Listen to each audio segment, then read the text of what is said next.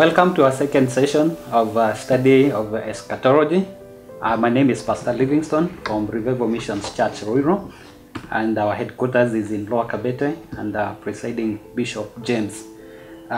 So just to recap on what we've been going through, what we did last week is we said eschatology is the study of the future events and the current events and biblical prophetic announcements of the end times. And we said our study is based on the book of Revelation. And we said the Revelation is not the revelation of the end times, but actually the revelation of Jesus Christ. And we saw from chapter 1 is the introduction.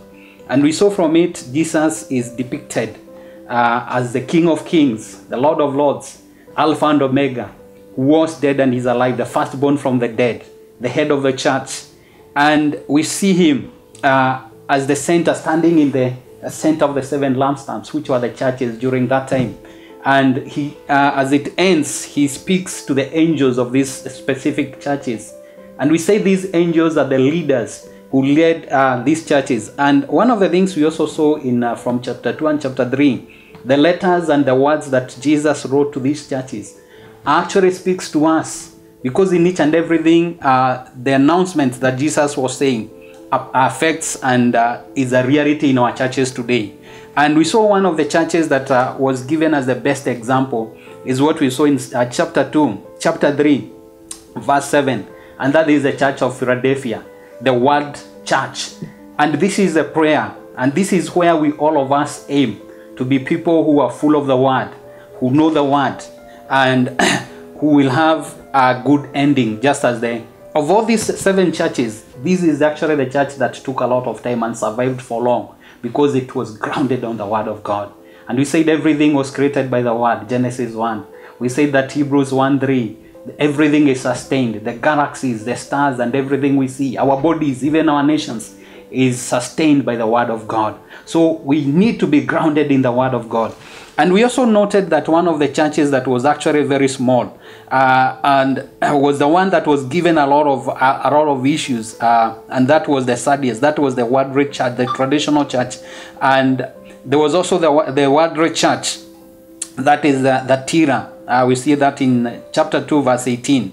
And Jesus had a lot to say to this church, because it had accommodated worldly styles, had accommodated the spirit of Jezebel.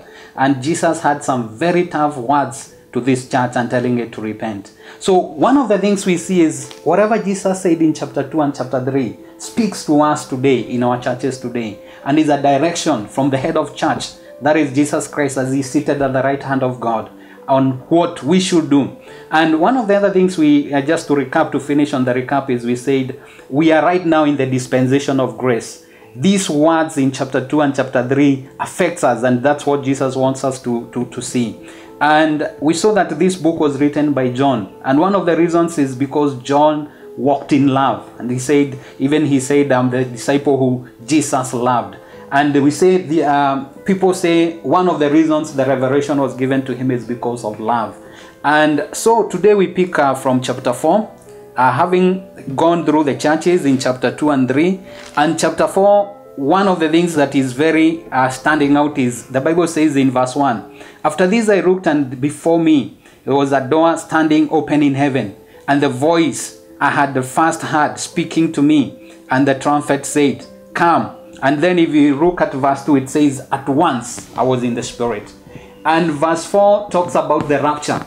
And one of the things we see in the rapture, it will just be in an instant. And the Bible says in 1 Corinthians 15, from verse 51 to 53, that, it will be in a twinkling of an eye. It's the rapture is, you are in one state one minute, and the next minute you're in another state. And actually that's the transition. And we say life is spiritual, and we are spirit beings. And even during at the time of death, the transition, it's in 1 minute you are in this form, and in the next minute your spirit body has come out of the body. And the same thing that will happen, and we see it very clearly in chapter 4. And one of the things that we see after the rapture that is described in chapter 4 is from chapter 4 going forwards. After the rapture, now we see things changing. And we mentioned the other time, the reason the Antichrist, the lawlessness one, has not been revealed is because of what the church is doing by prayer. And the prayer of the saints limits and stops the revelation of the Antichrist. But from chapter 4, after the church is raptured, that is why now if you go to chapter 5 and all the way, and we'll be going chapter by chapter, you see now the revelation of the Antichrist and the things and the events and the seals that will be coming. So as we go on from chapter 4, we see at once I was in the spirit. So at once John saw now in the spirit exactly what will happen during the rapture.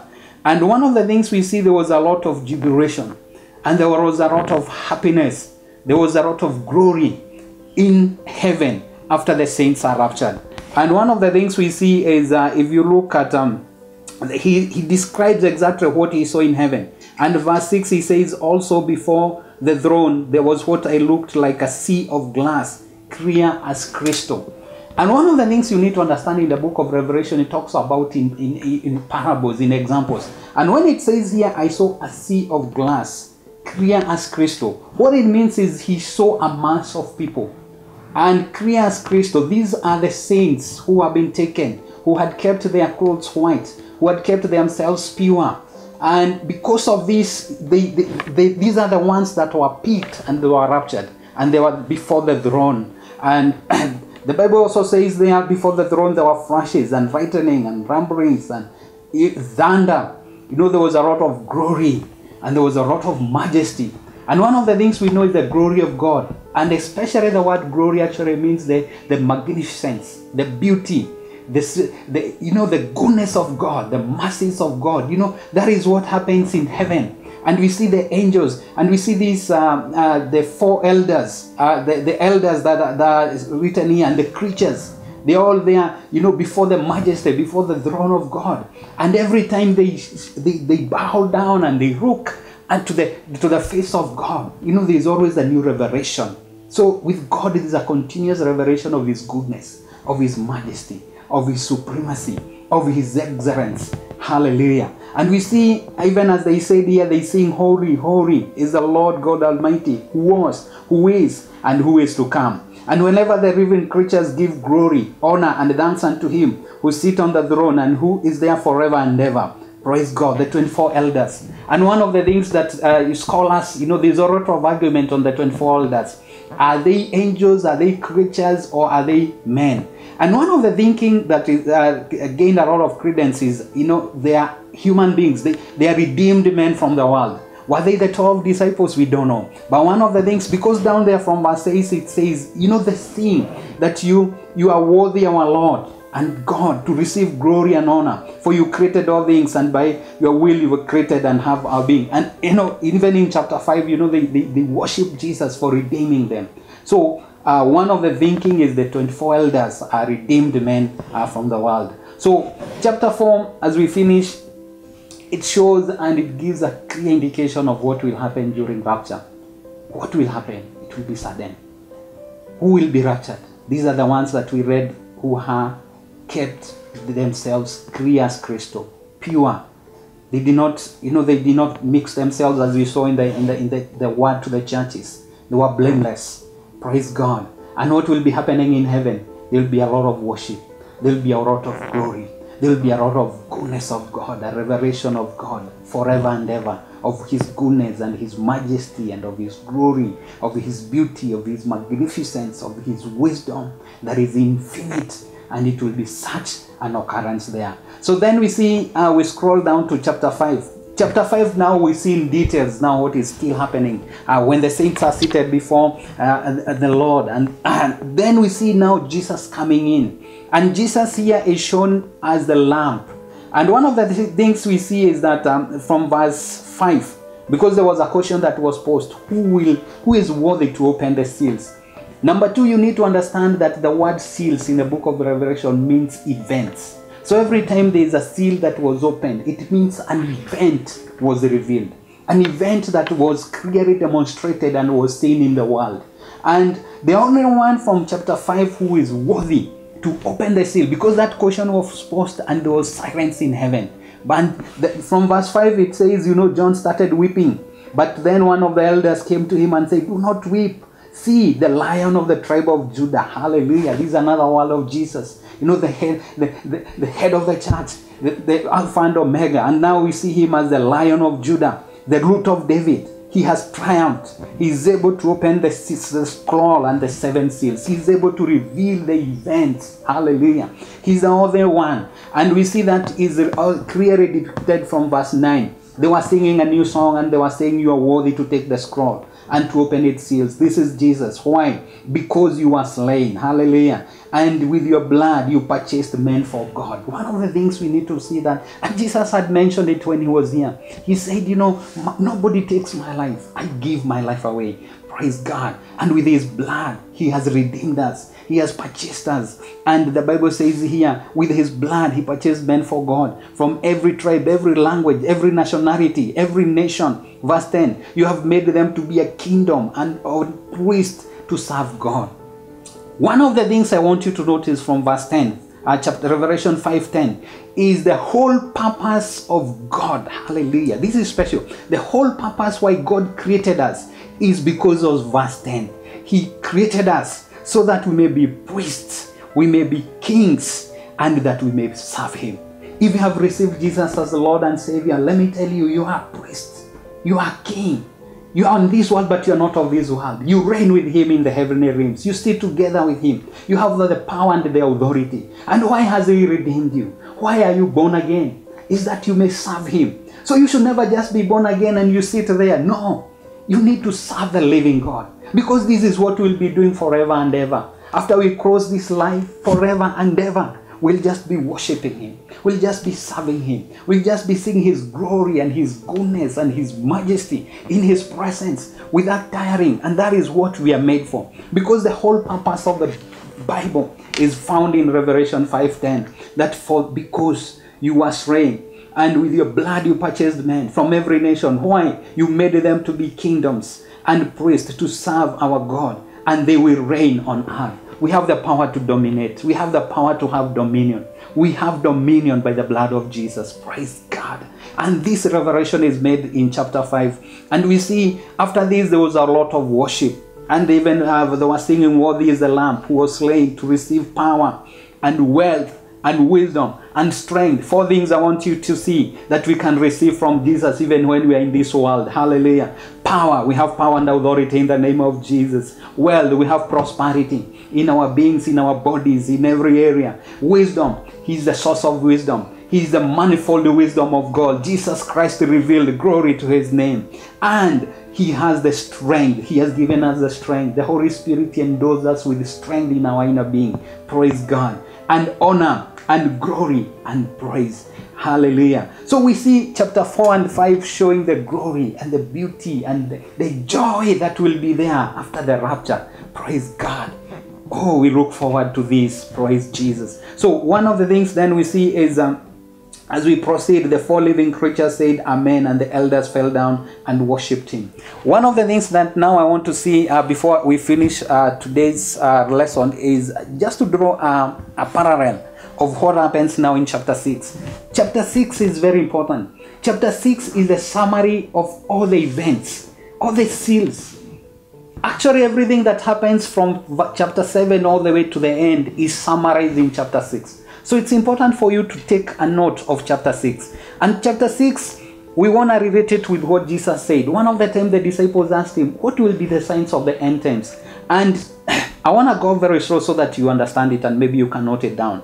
Jesus talked about the same in Luke 21. So if you look from Luke chapter 21 from verse 8 down there, and we'll draw a parallel and compare. And also it's also mentioned in Matthew 24. The same question that Jesus once asked, what are the signs of these end times? You know, the disciples had seen the temple and its glory, and they were just talking about it. And then Jesus said, you know what? Soon, no stone will be standing on top of another. And then there's what are the signs? And this is what Jesus said in Matthew 21, in Luke 21, and Matthew 24. And we can draw a parallel to the 7 seals, the 6 seals that is mentioned here. Jesus said, just looking from Luke 21 verse 8, he said, you know what? The first sign is you see false prophets. And the first seal is deception. So the first one we see is deception. And Jesus mentioned it in Luke 21 verse 8. And we see it here in chapter 6, Revelation 6:1. I watched the Lamb open the seal, the 7 seals. Then I heard, I heard one of the four creatures, and they said, "Come, and look, and there before me was a white horse. Its rider held a bow, and there was a crown, and he rode out as a conqueror." So one of the things we see is the first thing was deception. And this is what Jesus said. They will come in my name. And then here we say the first seal that Jesus opens is deception. And then the second seal, Jesus said, you'll hear of wars and rumors of wars. And we see it in Luke chapter 21, verse 10. And we see it here in Revelation 6:2, verse 3. When the lamp opened the second seal, I heard the second living creature say, "Come." Then another horse came out, a fiery red one. Its rider was given power to take peace from the earth. So there was a lot of war. So the first seal, deception. The second seal is war. And Jesus said about it. Then the third seal is famine. And this is, you can look from Revelation chapter 6, verse 5. And he said about famine. There was a lot of famine. So it starts with the deception. Then it goes to wars. And then because of the wars, what will happen? There will be famine. Then the fourth seal, just to summarize on what he says, is pestilence. Because after the war, after the famine, there came a disease that swept across the world, just like what we can see right now. It's just a sign. This is just an example. And talks about a big pestilence that, will come all over the world. And we talk, you need to note that this is after the rapture.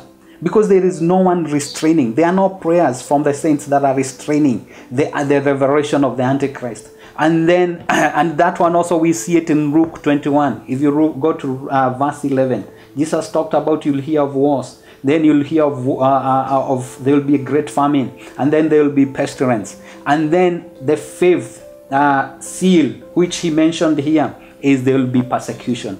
And this we found in Revelation verse 9. And that is the fourth seal is pestilence. We've talked about that. And then the fifth seal, we find it in Revelation 6:9. When he opened the fifth seal, I saw under the altar the souls of those who had been slain because of the word of God. There will be a lot of persecution across the world. And this is one of the seals that we see described later in the book of the Revelation. And then the sixth seal, and this is what he concludes in chapter 6, is the wrath of God. And this will be terrible, because this will be, the wrath of God will be poured. There will be a lot of geological, from the heavenly bodies. There will be a lot of events that will be taking over, and many people will die. So this is just a summary. We'll be going back to the details of chapter 6. Chapter 6 is a summary of all the events that will happen. And you can read there just parallel to what Jesus talked about in Luke chapter 21. Verse 8, he said, many prophets, many people will come in my name. And verse 10, he said, nation against nation, war. And then he said there will be a lot of famine. And then he said there will be a lot of pestilence. And then he said there will be persecution. And then the last one, he said the wrath of God. There will be so many things that will happen, and that is the sixth seal. And from verse chapter 7, we see now the details of these seals now described in details and exactly what it happens. So I hope today you have just had a glimpse, just to understand. Revelation chapter 4 is about, as I recap, is about the rapture. It will be sudden.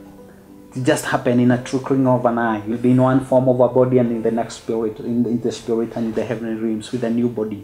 Because what we have, this body, the Bible says this is a temple, these are tents. Gonna leave it here. Inside us is a spirit and a soul. And that is the most important. No wonder Jesus said, what will it profit a man to gain the whole world and lose his soul? Praise God. And he said, you better fear who can kill the soul and the spirit. So that is what will happen when we come out of this body. Our spirits just go. Because being out of the body is being in the presence of God. That's why it's so important right now to make a decision to let Christ into your life. Praise God. So that your future, your destiny is ensured, is assured. Praise God. That is what we see in Revelation chapter 4. And we see the details, the elders. We see what is happening there, the worship. We see chapter 5 is the revelation, who can be able to open the seals to the events, to the end times. It's only Jesus, because he has purchased us by his blood. And we see the whole reason of the church and the whole reason of creation and the whole purpose of the Bible is in chapter 5 verse 10. So that we are kings and priests, so that we may serve God, not to sit down, to serve God. Praise God. We are not ashamed of this gospel.